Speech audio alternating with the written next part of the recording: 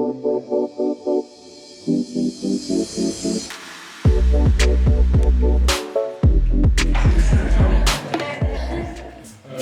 you so much. We're going to start just a little bit of introduction itself, and then just can you share with us the story behind photography while around? Okay, so hello again, everyone. I think he's already said my name. I want to say thank you for inviting me. Thank you for having me here. It's pretty cool and it's an honor, it's a pleasure. I've been here on and off, sometimes for a couple of gigs, but it's pretty cool to sit here and be able to exchange with you and tell you the story, my story, Illume's story, because it's all connected. And yeah, so if I say the year which I started photography, then you're gonna kind of figure out my age. But because we were talking about this earlier. So I'm actually born in Burundi because of the situation in Rwanda. My parents were refugees, and then we moved back here after the genocide against the Tutsi was ended. And then we stayed here till about 2000, and then my parents had an opportunity to work outside of Rwanda, which they followed. So I also got to spend about 10 years in Canada, and then eventually I said I want to go back home. But I think even in 2000 when we were leaving, it was in the back of my head. I definitely wanted to come home. And photography happens by accident. So this is not something I chose to do. I'm gonna be cliche and be like, it chose me. Right? So I studied political science. I wanted to work at the UN, I wanted to wear a suit and make deals on behalf of Rwanda and that kind of stuff. But then a friend of mine comes back from the holidays. I think they had gone to Indonesia or something like that. And when I looked at the photos that they had taken, I was like, whoa, this is really cool. How do you do that? And they said you need a digital SLR, like the one they're using to take the photos right now. And I was just like, what is that? What do you mean a digital SLR? Because I was also used to film or seeing film. And then, yeah, so my friend said, hey, you can have the camera, keep it for a few days, play around with it, and then you'll see how it works. So a few days ended up being, I think, close to like 4 or 5 months, because I could not put it down. And then eventually I was able to negotiate with some people who were able to give me a little bit of money, and then I bought my own, and then, so 2006 is when I started this thing. And then that summer I came here, I did a couple of weddings, again, by accident. People seeing me with a camera, they're like, you're coming to photograph my wedding? I was like, I've never done this before. And then just that kind of rolled into many other things. But essentially, what attracted me with photography is that you could capture and pause a moment and then share that with people, and it would invoke a feeling within them, inside them, or it would transport them somewhere because of the memory that it brought back to them, or something along those lines. So, me returning to Rwanda in 2011, really at the bottom of it, I said, okay, one, I wanted to go back home, so I knew that. But the reason was also, I wanted to rediscover my country. So having left in my teens, I really didn't know much about my own country, and I said, I need to find out. And now I have a tool, I have a companion that can help me sort of rediscover, and then in the process, I'm going to share that story. So that's really what it came down to. Is like, it was almost as if I was starting from scratch. This is a new place for me. I need to discover it. I need to go in every corner. I need to be able to document all the people and the things that I see, and then share that with the rest of the world. And as you know, through our history, we were known for kind of two things, the genocide that happened, obviously, but then as we started, the country started being known around the world, it tended to be just about guerrillas. We called it 2Gs, and we said, okay, well, I'm going to like spoken word. I think at the time, there was all kinds of stuff that was happening in the country, and it was just not matching. The images, that we were seeing online and what was happening in country was two different things. And so when we set up Illume, we said we're truly going to change what you see when you Google Rwanda, when you Google Africa. So that was really, it kind of collided, and it made sense that those two things happen at the same time. And from, 2010, that's when we started Illume, and the idea was really to change the perception of what the country was, because there was so much going on. There was so much beauty beyond just the gorillas.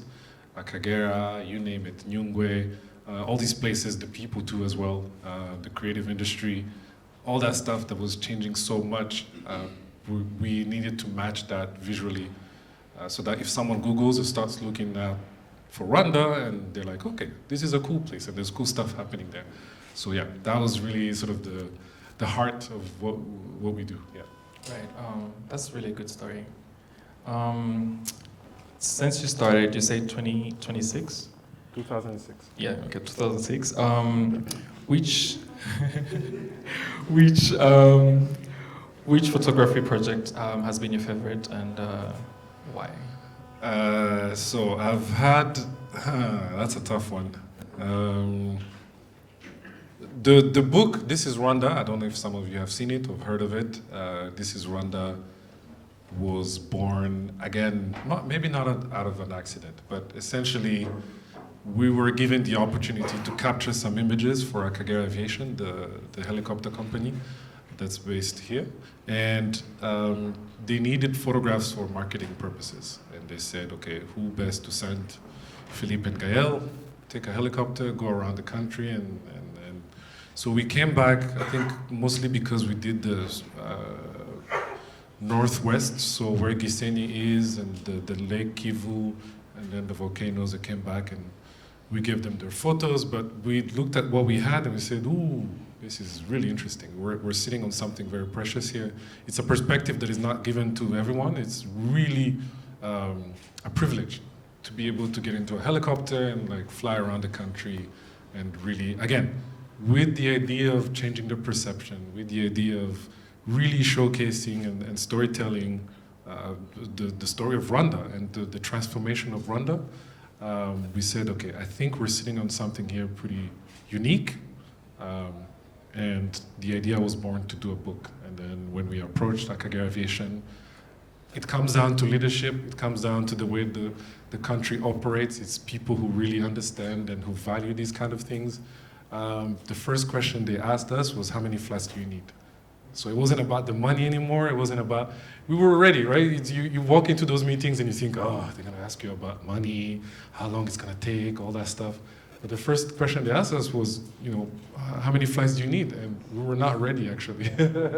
So that was pretty cool to get that kind of feedback, to realize that, oh, okay, there's some people who understand and who value, but I think across the country you see it. So yeah, we had to go back, open a map, look at the map of Rwanda, say these are some key areas that we know, we've traveled, we've seen, and then how do you showcase that from that perspective, which is up high, very, very high, and it's quite unique, it's not given to everyone, so it will give you a chance to travel around the country, but from the air. Because if you live in Rwanda, if you've had the chance to drive around to, with your family or your friends, you're like, let's go to Muhazi, let's go, that kind of stuff happens, right? But from a helicopter, it's such a unique and a privileged perspective that was pretty cool, yeah. The second one? Yeah, oh, I was gonna go with that one. Yeah? You know which one. I'll probably ask just for everybody, we do know you worked on one of the pretty coolest projects, taking the current portrait of the president. How was it? How cool was it? How cool is he? Oh. What music did you play? What happened? Give us all the tea. So, how does it smell? Yeah. This is now Beyonce, guys. So I've had the chance actually of working. I can't remember which one came first, but I think the portrait might have come first. The Forbes Africa is also one company that we've had a chance to work with many times.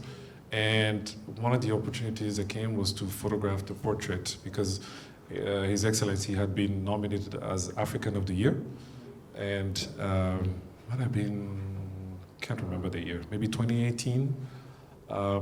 So I just remember getting an email from South Africa, because that's where the HQ is based, and they said, hey, we need to take a portrait of VIP, we'll let you know once we're on the ground. Obviously, they won't tell me who. But eventually, closer to the day, you find out, and then you get in touch. They get in touch with you, the office of the president. So it takes a village. But I was told I had something like 10 minutes, maybe max. And then so I arrive on location. At the office of the president with the editor of Forbes Africa. We picked a spot, did a couple of test shots, and then you wait. That's the thing with with the head of states. At that level, you wait, and they will not tell you when he's coming, but you wait. So you have time to think about this moment, and you're like, ooh. So you're just sweating, and you're just trying to. Because at any moment, he could just walk out. So it's nerve-wracking in that sense. It's the waiting. The waiting, I find that to be much more stressful than the actual photo taking. So he comes out. He's like, "Where do I stand? What do you want me to do? Just, let me know." And he's very relaxed. He's laughing. We're making jokes. And the editor says, hey, we need this photo of you to be smiling and laughing and really being happy about this moment and this nomination as an African of the Year. And yeah, so he's making jokes. He's actually the one making us laugh. And then, yeah, it actually didn't even last 10 minutes. It ended up being like 3 minutes or so. Because of these cameras and how good they are, I probably took close to 100 photos within that time span. I just kept taking and taking and taking. I asked him to cross his arms, not cross his arms, hands in the pocket. So you get into the assignment itself, right? So yeah, but then also comes the portrait. Again, I'm not told it's the portrait. I'm just told it. We need a photo of His Excellency, and that actually took about a week or two almost, because of his scheduling and whatnot. So we first did some test shots at the office of the president with some of the staff. We picked someone who was wearing glasses, because you need to prepare for someone who's wearing glasses. You can't do a test shot with someone who doesn't wear glasses. You just need to know where the light is going to reflect and all that kind of stuff.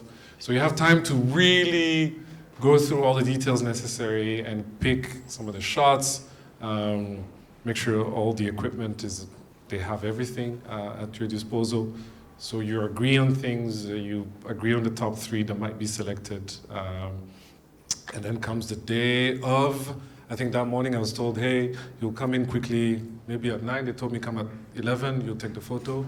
Cool. So I'm sweating again. I'm really, really nervous. I don't know how I'll get there and that kind of stuff. And then I go there, I wait for about an hour, and then nothing happens. And they're like, you can go home. We'll let you know next time. It's the president. He's a busy man. He's a busy man. He's a busy man. So I go back. I actually we were in Kimura, so I went back to Kimura. I just go on about my day thinking that it's done. And then somewhere in the afternoon, I get another phone call, and this time the car is outside, go. There was a car, they had sent a car for me, and it was outside. I was like, you have to come now. So I rushed there, same thing, we set up, get all the lights going, and then you wait again. So, again, guys, but seriously, he's a president. He's a busy person. So you wait, and then he comes in, and then turns out we were given an hour, which we pretty much used all of it. The cool thing, again, very relaxed, he's making jokes, he's telling you, just tell me what to do. So that was really cool. Really saying, hey, I have 45 minutes to spend time and try to get the shot. And I got transported, I'm not gonna lie. I forgot who I was photographing, so some of the comments and things that I would ask him to do is something like I would ask you and I, like, yo, don't look like that, right? Like, stop blinking. I'm like, stop blinking. I need my photo. And then you have to like remember, oh, snap. But he's very cool, and just, he's like, whatever you want me to do, just let me know. And then you review some of the photos together. So that was also nerve-wracking, because, Holy smokes. I usually don't show the photos to clients during the photo shoot. I prefer to do that after because the screen is so small and it's not really accurate to have the end product. But he's very cool, yeah. And then it takes a village, trust me. There were many, many, many other people. Yes, I might be one of the people that was there, but it takes a village to get these things done. Probably a team of like many people. Wow, that's really good. That's a nice one. Rosette, he definitely smells good, so don't worry about that. Oh, by the way, his shirt, his suit, on point. There's not a crease. Nice. Not a crease, nothing. Amazing. Yeah. What distinguishes your photography from that of others? I think that's for people to tell me, actually.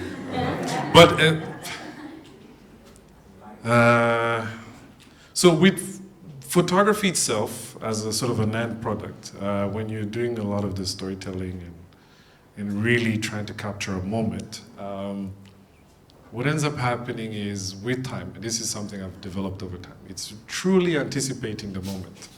You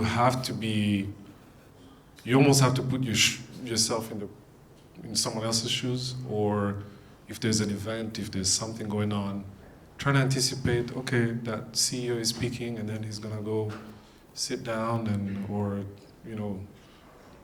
whatever the assignment might be, it's really anticipate and try to be ready for that moment. And then I think I like simplicity because I think you can tell a lot within a frame. It doesn't need to have many things. I don't know if some of you are familiar with the table series. The table series is a conversation between me and whoever I've invited. The table is white. I think you've been at one already. And it's just the two of us talking.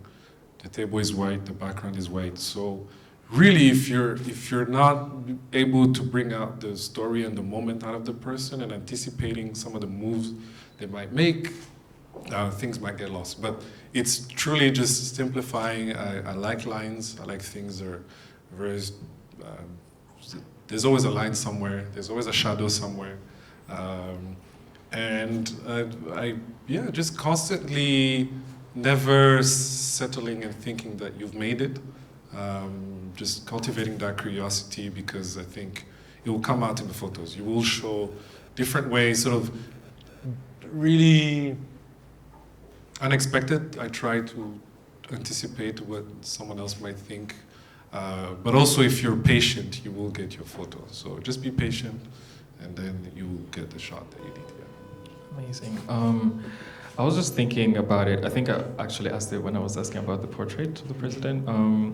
What kind of music do you like to listen to? Does it influence your work when you're working? Yeah, so music during photo shoots sometimes, especially when it's at the studio, at our studio. But the music actually happens during the editing. So I end up spending a lot of time in front of the laptop or with my monitor and whatnot. And that's where really you get a chance to. And if you follow me on Instagram, I do Friday jams or Friday tunes.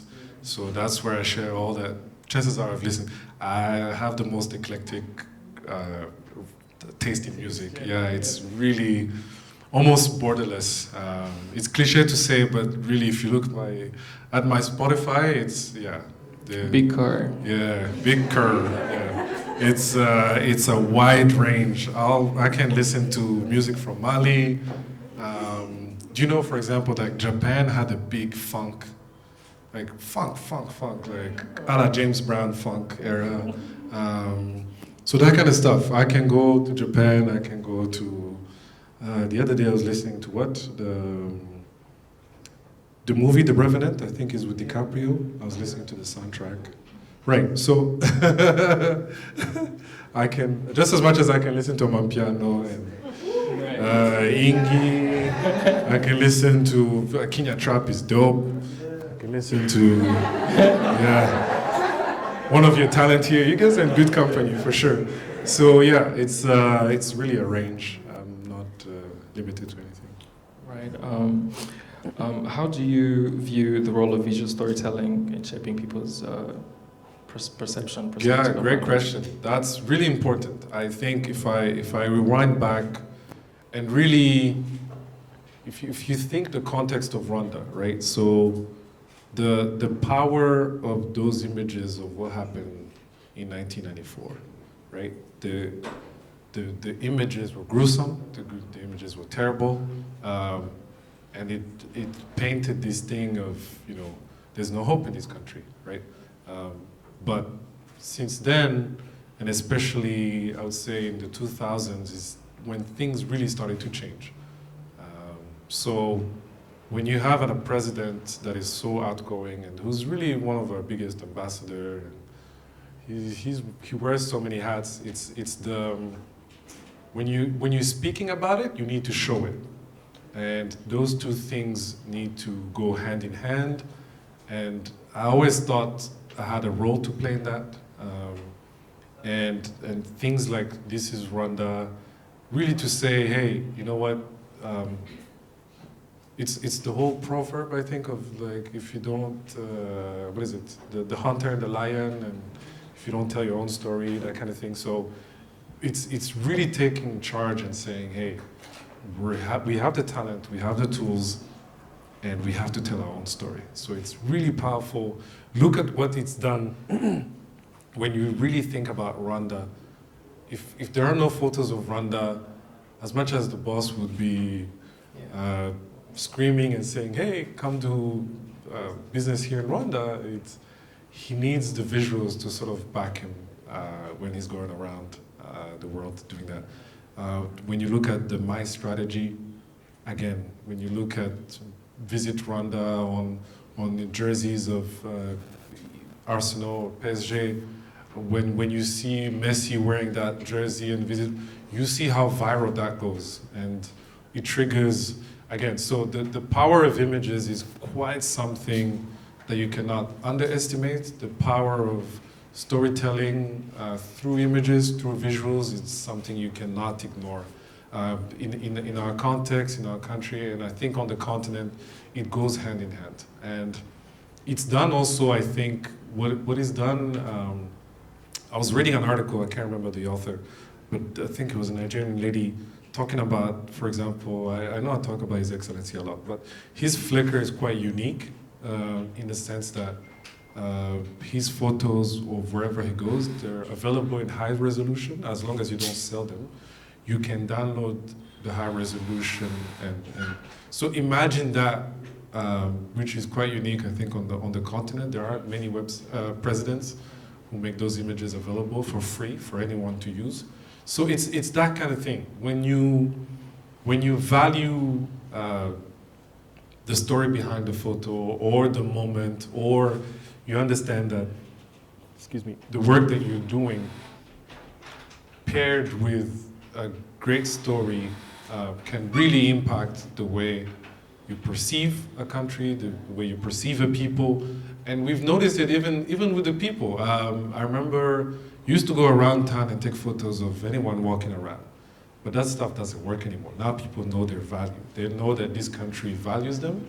You can't just walk up. They'll be like, no, pay me. And I think some companies have been sued, if I'm not mistaken, or someone has tried to say, hey guys, no, you can't be using my image like that. So it does all of that. It affects your confidence as a people, as a country, to now go forward and say, hey, come visit Rwanda. The reason why you can scream out loud wherever you go around the world, come visit Rwanda, is because you pull up your Android or iPhone and show these amazing photos, right? So, like, how are you convincing someone you're sitting somewhere in Nepal and you're telling them to come to visit Rwanda, right? So one of the first things you can do is show the photos, and then, or the visuals, whatever those may be, and they'll come. So it's a powerful tool, and it's something we take very seriously. Right. Just what you just mentioned, it kind of brings to this question that I was thinking about. What aspect of Rwanda one aspect of Rwanda do you wish everybody was aware of? Besides, yes, I know we talked about the past and... The one thing, that's a good question, very good question. There's a range, and the good thing is, with Rwanda is we're still in the beginnings of telling the story of this country. So we haven't reached the maximum yet, and obviously we'll continue to tell the story of this country. But I think the one aspect that's becoming very, very interesting for me is anything cultural. When we talk about traditional Rwandan dance, that is, I think, my next challenge, the next few years. How do you capture traditional Rwandan dance? Because I think some of the videos that go viral, they naturally trigger something into people, right? There's something there that makes you go, you know, there's a reason why they go viral. It's because emotionally it looks stunning. So now I think the challenge, even for video, for film, for Chris, is how do we capture that and how do we really sort of give it all the honors and the beauty that it deserves. The challenge is to freeze it, because a photo is static, it doesn't move. So that's a big challenge. It's something I haven't figured out yet, but I'm on a journey to figure out. Amazing. As someone who's been doing this for quite a while, how does it feel being a mentor to younger generation, women especially? Yeah, I think so. That's one of the things that actually, when we were going through as a business recently in the last couple of years, is that we've realized that in a way we've achieved our initial goal, which was really changing the perception and what you found out when you Googled Rwanda.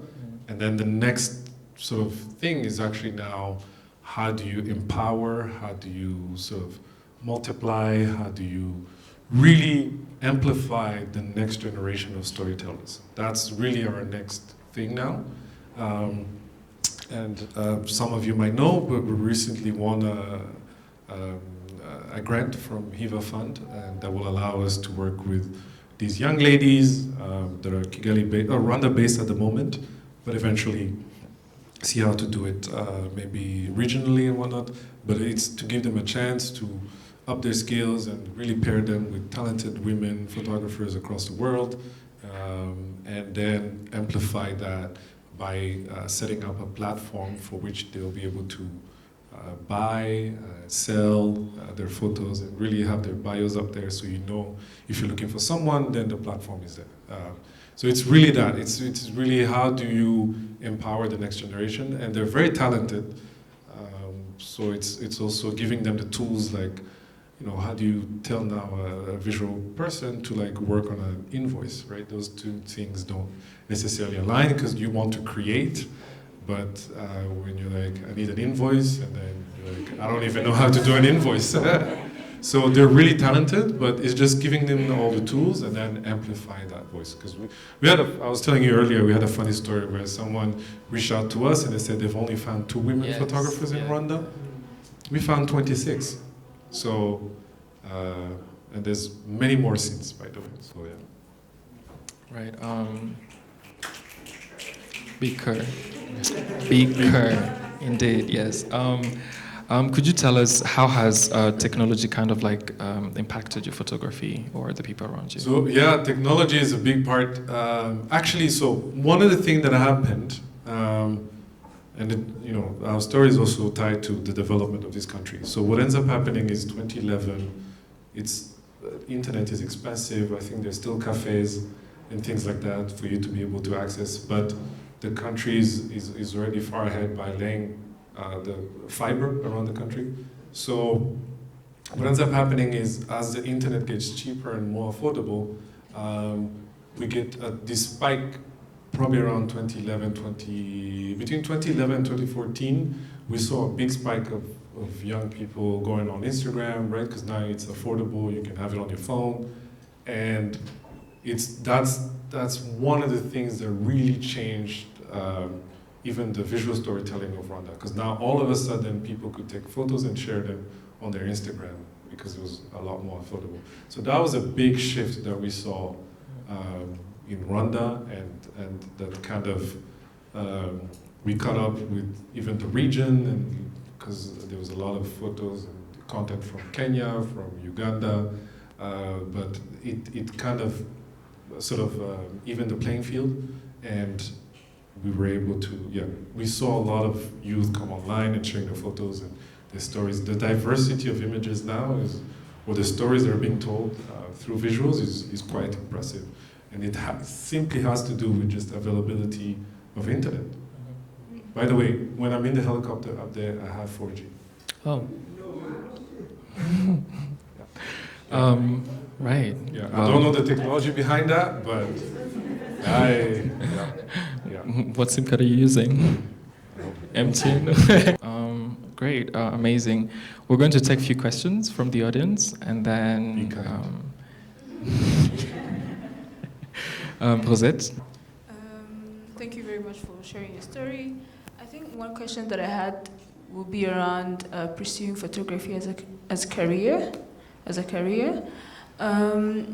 As someone who has been in the industry for quite some time, what are some of the opportunities that you see in terms of like the young people rising in the photography field, and what can you tell someone who sees you as a role model but feels like you have everything figured out, you have the platform, but I feel like I can't do this as a career. Also, you know, in Africa, if you're not a doctor or now a software engineer, you know, you can't tell your parent that I'm holding a camera and, you know, I'm taking pictures. So, pursuing photography as a career, what can you? Yeah, no.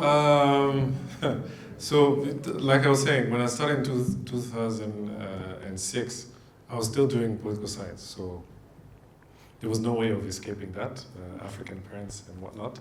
But the one thing I think that made my family just be a bit more like, okay, maybe you can try, is I shot a wedding, and I think in 2008, and someone was crazy enough to pay me $1,000 in 2008. So when I showed that to my parents, they were shocked. They did not know it was possible. So again, it still comes back, I think, to our education and whatnot. But if you can show something in return, then it's possible. But the world has changed since. The creator economy is something that's boomed. It's all these things, more and more, or someone can say, you know what, I want to be that, and it's okay, and it's doable. And then when you have programs like the Africa Digital Media Academy, ADMA, that's set up here. So these programs are much more available countrywide. So that inspires and gives it legitimacy to be able to say, hey, you can pursue this as a career. And then I think our role, if you're talking about mentorship, some of the things is to really think about two things, I think. You have to push the people and say, what story are you telling? Or why are you doing this? Not just take a camera and take photos because, you know, Frank Axe is taking photos, cool. But like, what story are you really telling? What are you chasing? And the next thing, like we said, empowering and giving these people the tools to say, hey, if I take photos, I know how to do then an invoice so that I can get paid.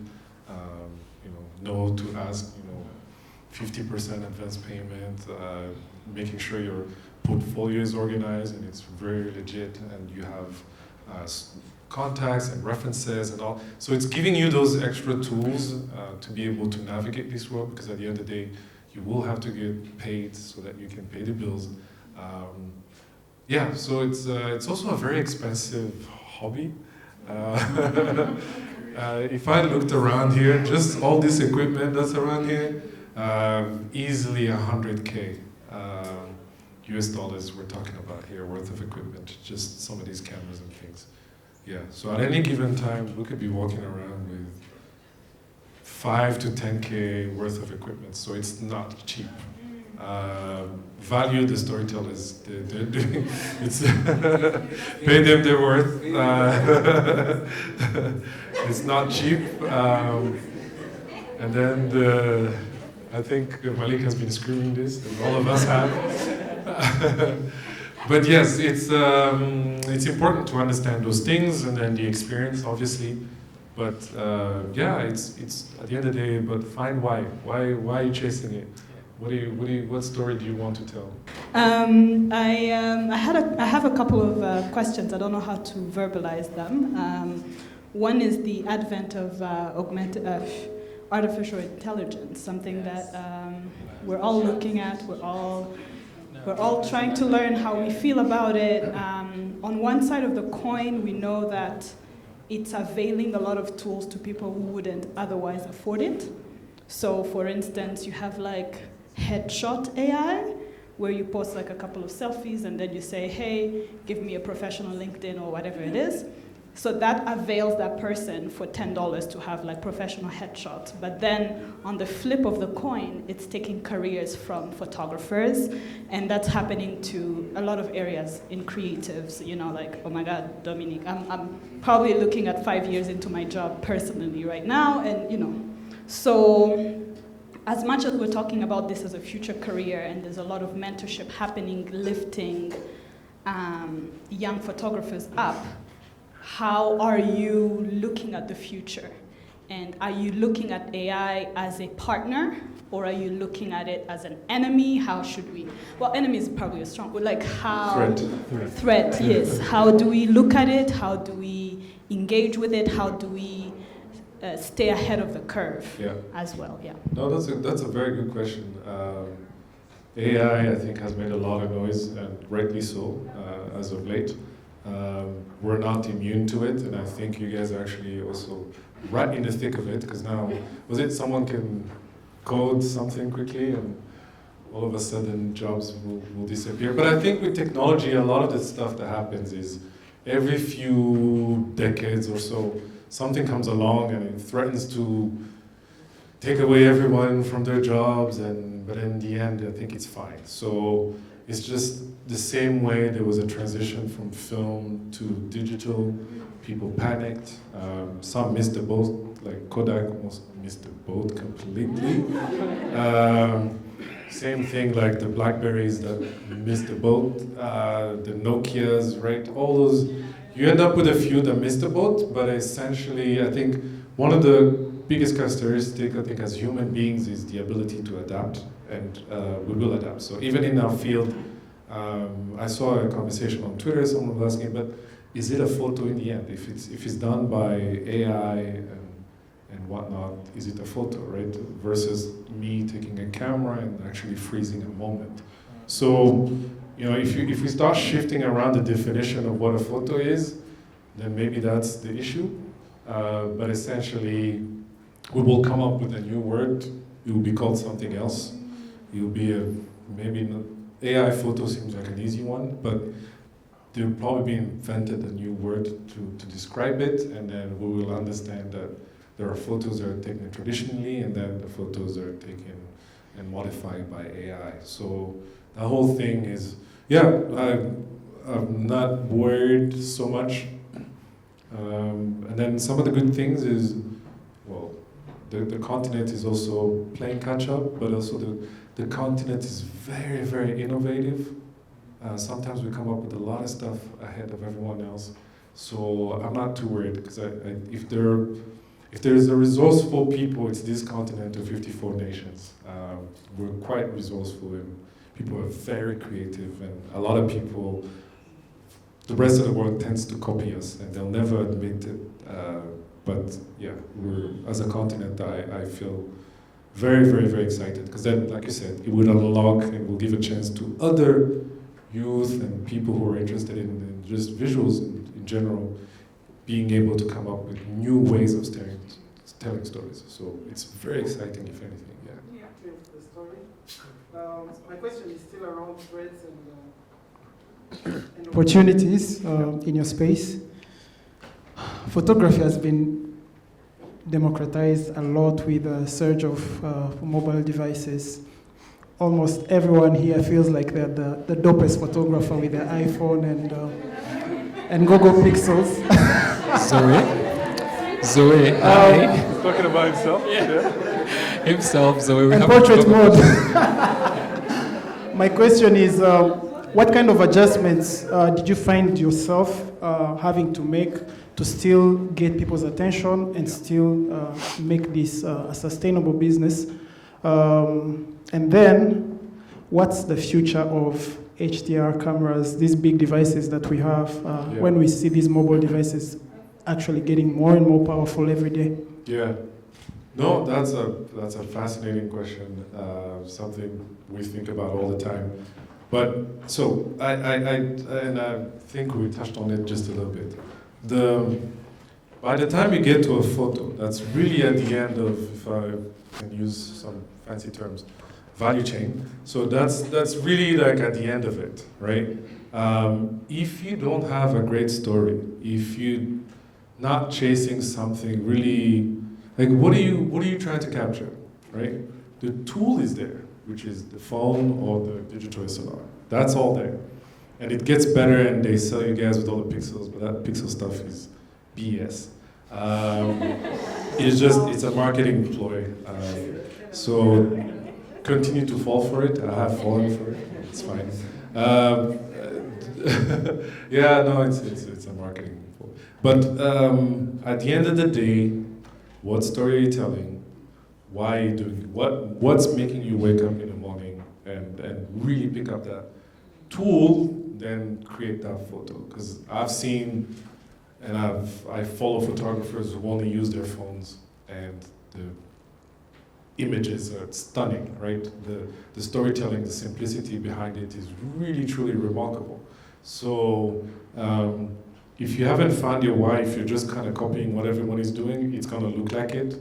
Whether you use an expensive, $6,000 camera or an iPhone, it will come across. Eventually, by the time someone sort of zooms out and looks at your body of work, there's no story, there's nothing really that stands out. What was it? Adjustment.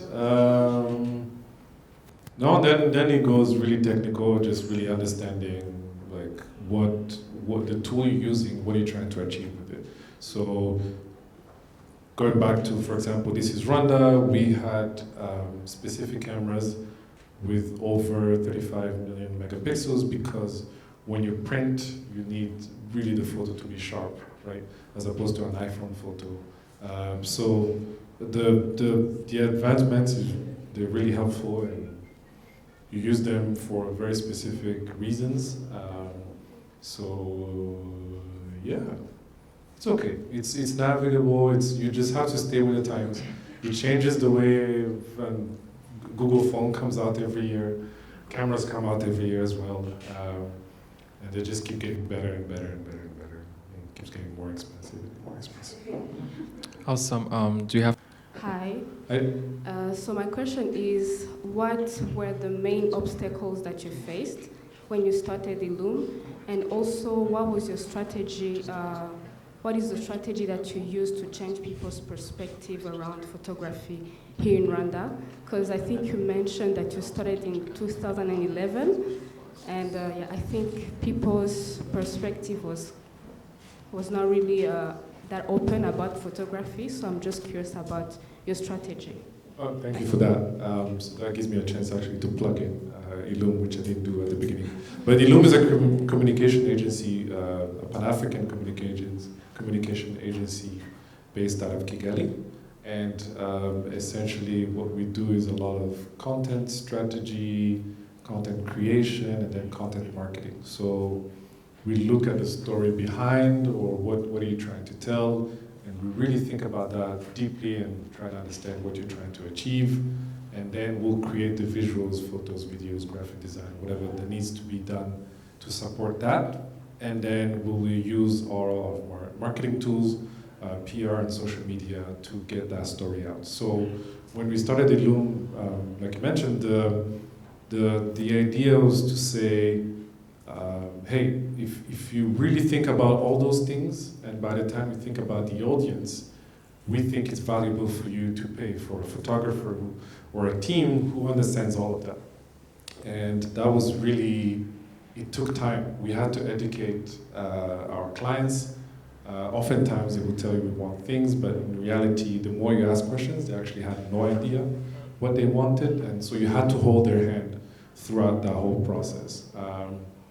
Remember one of the first biggest campaign was MTN. So the president went on Twitter, and then everyone panicked, and then everyone was like, how do we get on Twitter? And I think MTN was one of the first companies to say, okay, help us get on Twitter. So we had to help them that. But you have to explain, you have to define things, you have to constantly sort of show the value of storytelling and why it's so important. it took a while because everyone says, hey, why don't we get something for free? And at the time, actually in 2010, 2011, there was a lot of photographers from outside of Rwanda who were kind of roaming the streets here. And just for this, just being here, if you can give me a lunch, dinner, or something like that, I'll do photos for free. So, and then so the consequence is that eventually people would call us after to fix what the cheap route that they had taken. But essentially, with time, you have to show. And one of the many opportunities we got was also to go to South Africa, Cape Town, where there was this conference, a 4-day conference, where we really got to flex our muscles, essentially. Someone understood the value of what we bring to a moment like that, which is a big conference, a 4-day conference. So we did all the photography, all the video, we're managing the social media. So we asked for screens around the whole conference area. So everyone, Twitter was really big at the time as a new thing. So someone would tweet and then stand in front of the screen and then see their tweet come up. So it was really cool back then as a new tool. So when we came back and we showed that to the rest of, I guess, the country, like, oh, that is what you do. You can take a moment and really amplify and get your story out as to why you're doing that kind of things. And then slowly, word of mouth, and then you have to do the work. You have to do the work, you have to tell that story. We've had clients like CMU, we've had clients like Zipline, but even someone that wanted to start a tea company based out of Rwanda. So we had to help them. So we sit down with you and we'll talk and we'll understand why you're doing it. Tea is pretty big in Rwanda. So all the way down to designing the logo, setting up their Instagram pages and their social media, and continuously tell that story is something we value and we take very seriously, and it's part of the whole process. So the visuals eventually kind of speaks for themselves. And yes, we're mostly known for photography, but we do have a holistic approach to storytelling. Yeah. So my name is Giza. You talked a lot about storytelling. So bringing it in the context of Irembo, we're a company that likes to post a lot on YouTube, on Twitter. Every Mother's Day, we're posting and posting. So what advice would you give us to keep our story strong, yet clear? I think of Irembo, and I guess I was going to say naturally, but I realize it's because of my background and what we do. But Irembo is an impactful company. It really impacts people's life. You're almost at the mercy of Irembo on what it can do to how it can change your life and whatnot, right? So telling those stories of the way you're able to unlock those hurdles and those challenges and those bumps and your ability to be there for something as much as figuring out your ID to driving license and being able to do that all. So it's really the impact you have on people's lives, and just continue to tell that story. And I think even as fans from a distance, we've seen, and you tell those stories very well. Things like Mother's Day matter because the population of Rwanda, for example, is 51% women, and so it's the reality, right? But I think the impact on people's lives is something that needs to be sort of acknowledged and really highlighted, and you've done that pretty well. Yeah. Hi, my name is Teta. Can we dial back to the president's portrait as a photographer, yeah? Take me through your eyes as a photographer. What do you want to capture when you're doing portrait photography? Yeah, and what you talked about storytelling. So what are you looking out for? Because all we see is a photo, it's a portrait. So yeah, what do you see as a photographer? Yeah, so as a photographer, especially in my case, when you're commissioned to do a job like that, so it's two different experiences, right? In terms of Forbes Africa also had so you need an editor, a magazine editor or someone who has a vision of what the photo kind of should look like. And it's your job to translate that into something tangible that they can see. So specifically for that cover, they wanted green in the back. They wanted sort of the background to be warm, and they wanted it to be sort of inviting. So small, sort of, not small, but prompts like that are very useful. So we were very careful in choosing the area. We knew that in the back, there's no building, there's no walls, there's none of that stuff, right? So the greenery really mattered. And then because he's being nominated as, or recognized as African of the Year, you do want to show joy. So really sort of yes, there's a seriousness attached to the job, but it was really cool, I think, even for him to be able to be given that. So with that in mind, you scout within a perimeter that we were given, which was very tight. And then being in Rwanda, you know that it's gonna rain, and then it's gonna stop, and then all of a sudden it's hot, and there's the sun. So we still had to find somewhere that was that had a roof of sort, and then yeah, just making sure that he's comfortable. So those were the things that we thought about. And then him being sort of a bit outside on the balcony, what that gives you is still natural light. There's no harsh light on his face. That creates shadows. Shadows may imply something else. Like it's scary, it's powerful, it's that kind of stuff. So they really wanted that portrait to be approachable and really celebrate what he's done for the continent. So the warmth, the greenery, all that stuff is stuff that we kept in mind when we were picking a place and when we did the test shots. For the headshot that goes across all sort of government institutions, that was pretty straightforward. I think His Excellency didn't necessarily want a lot of distracting things in the back, just wanted a nice portrait of him with a white background. So it was just, how do you do that without, so with these lights what you end up is you don't realize that your forehead is shiny, sometimes your cheeks are shiny, and then the biggest challenge was, if you have 3 lights going on, how do you hide them from the reflection of the glasses? Which is why, again, it's very important to think about, if you're going to do some test shots, get someone who's wearing glasses. Don't do test shots with someone who's not, because then it's as useless as it gets, right? So you will place the lights differently if someone is not wearing glasses. So that took about a day, actually, of really figuring out how to make his face shadowless and really bright without showing the reflection of the light in the sun, in the glasses. It took a lot of work, a lot of people, and even I worked, so I didn't do this alone, I was working with the photography and the comms team at the Office of the President as well. So Imbabazi and all those people, we worked together. But really, it's you prepare, and then when the time comes, you just gotta hit the ground running.